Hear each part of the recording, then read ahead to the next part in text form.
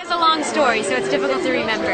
But yeah, so do you want me to tell it? Or all right. Is your sign? Oh. Go for it. All right. My name is Helen Mar Kimball. I'm the daughter of Apostle Heber C. Kimball.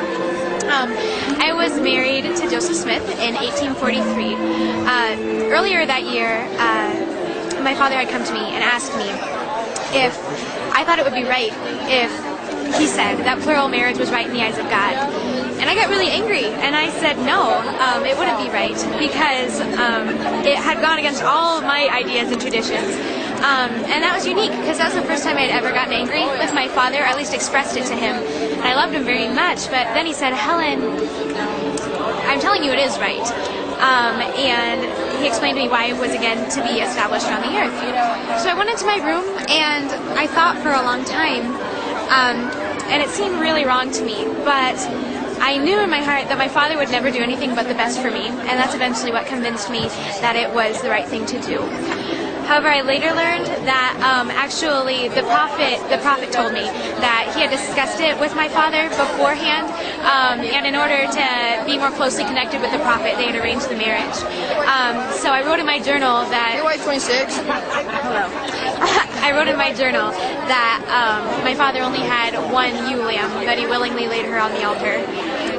So the prophet came to my house later to more fully convince me, myself and my mother of the necessity of plural marriage. So what finally convinced me was the assurance that he gave me that if I were sealed to him, I and my entire family would go to the celestial kingdom. So I agreed. My mother took a little bit more convincing because she had seen many of the other ladies before me married to Joseph Smith, and a lot of the pain that they had gone through she'd seen. But she eventually submitted herself to my father. Later, after I was sealed later that year, the prophet in 1843, I wasn't allowed to go to dances or social functions or parties with my brother because the prophet warned my father to keep me away. I'm not sure why. But then the prophet died the next year. He was murdered in Carthage. And so my father went out of the country, and he wrote me letters telling me to be a good girl and not to tell anyone how I was feeling, because if I did, I'd be guilty of betraying my family. So I never told anyone, but I wrote a whole lot in my journal.